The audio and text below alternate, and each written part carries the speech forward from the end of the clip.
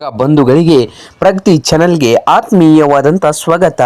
ಇಂದಿನ ಈರುಳ್ಳಿಯ ಮಾರುಕಟ್ಟೆಯ ಬೆಲೆಯನ್ನು ನೋಡಿಕೊಂಡು ಬರೋಣ.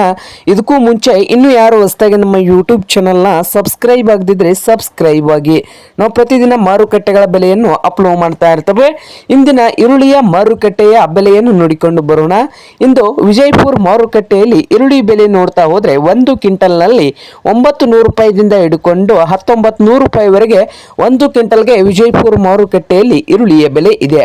ಹಾಗೆ ಚಿಕ್ಕಬಳ್ಳಾಪುರ ಮಾರುಕಟ್ಟೆಯಲ್ಲಿ ನೋಡುವುದಾದ್ರೆ 1 ಕ್ವಿಂಟಲ್ ಈರುಳ್ಳಿಯ ರೇಟ್ ಬಂದು 1100 ರೂಪಾಯಿದಿಂದ 2150 ರೂಪಾಯಿವರೆಗೆ ಚಿಕ್ಕಬಳ್ಳಾಪುರದಲ್ಲಿ ಈರುಳ್ಳಿಯ ಮಾರುಕಟ್ಟೆಯ ಬೆಲೆ ಇದೆ.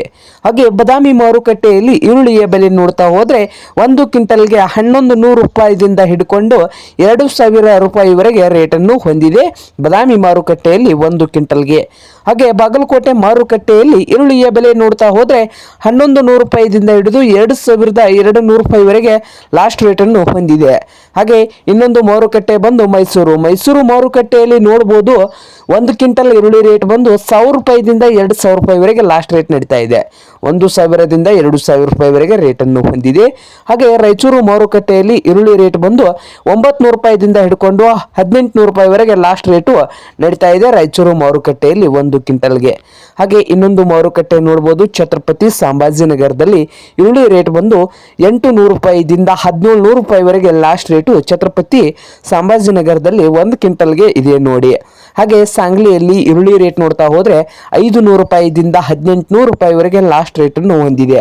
500 ರೂಪಾಯಿದಿಂದ ಹಿಡ್ಕೊಂಡು 1800 ರೂಪಾಯಿವರೆಗೆ ಲಾಸ್ಟ್ ರೇಟು ಸಾಂಗ್ಲಿ ಮಾರುಕಟ್ಟೆಯಲ್ಲಿ 1 ಕ್ವಿಂಟಲ್ಗೆ ಇದೆ.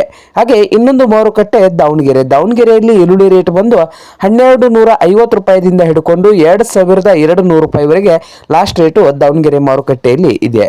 ಇದು ಇಂದಿನ ಈರುಳ್ಳಿಯ ಮಾರುಕಟ್ಟೆಯ ಬೆಲೆ ಆಗಿದೆ ನೋಡಿ ರೈತರೇ.